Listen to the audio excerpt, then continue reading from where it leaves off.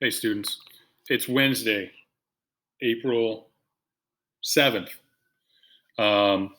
We've been talking about chemical reactions, getting into it. And we've been looking at this idea, this law called the law of conservation of matter. And we're going to start exploring that a little bit more today with this video. So we're going to start this lab or demo kind of thing, however you want to call it, today, and then we'll do some more stuff tomorrow and talk about it all. We got some more stuff coming later on as well.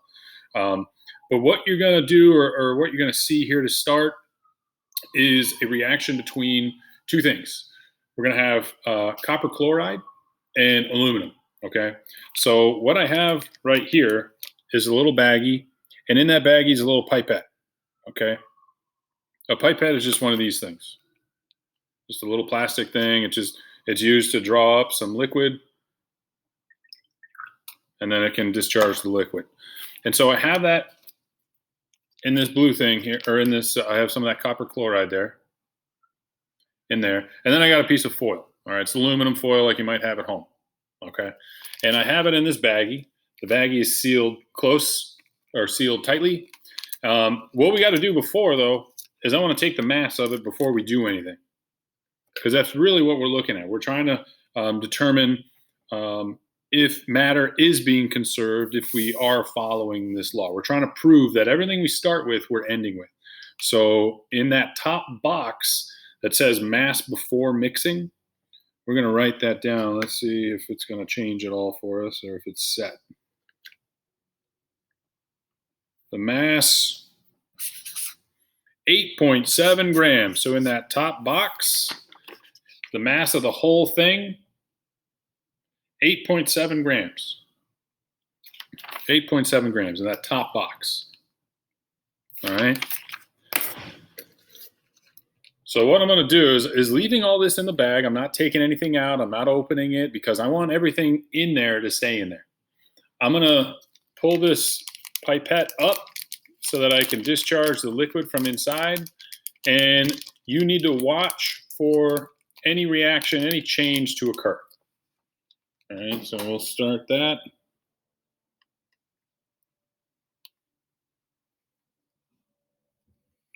One other thing that I'm going to try and show you is any temperature change that might occur. So right away, you notice a few things. You want to pay close attention to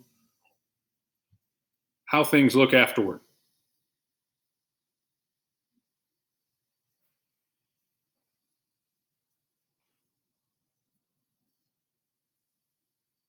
Okay, I can tell you from being right here and just touching it, there has been a significant change in temperature. Okay, this thing was just sitting in my room, just sitting on the table, waiting for me to do anything with it. So it was room temperature, you know, but now it's nice and toasty.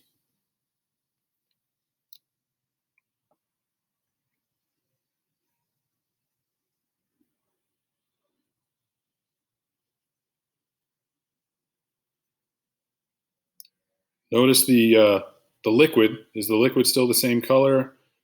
Is the foil still the same color?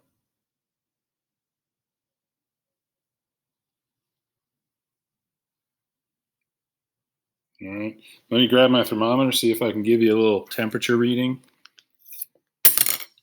I'm going to give it to you in Fahrenheit. Normally we do temperature readings in Celsius, but since we haven't done a whole lot of work with it, I'll stick with Fahrenheit for now. So right now it says in the room it's about 78 degrees. Okay, 78 degrees Fahrenheit.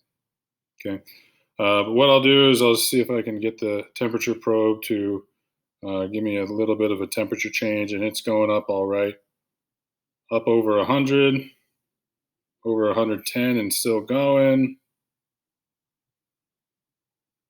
up to 120. So you can see the temperature that is pretty darn toasty. Okay, it's like hot to touch. It's hot enough that I wouldn't want to just like hold on to it. Okay, so notice the change in color of the liquid. Notice the change in color of the foil. There's still a little bit of foil that appears as though it didn't totally react right up here, right up to the top. But everything else, yeah, it definitely looks a little different. Okay, so you should record in that observation box you should record what you notice. And it's toasty. That's hot. All right, so I'm going to see if the mass changed at all. Remember, we started with 8.7.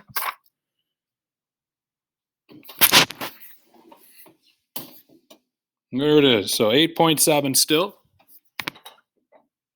So the mass after, now you'll write after 8.7.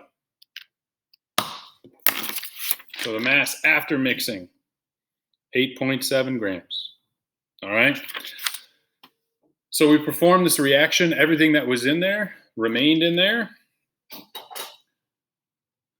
Everything's still there. So you need to figure, did this reaction follow the law of conservation of matter? Did we create something out of nothing? Did we destroy something into nothing? Think about that.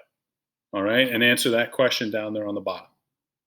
Tomorrow we'll have another lab that we'll do similar to this one. And we'll keep talking about all this.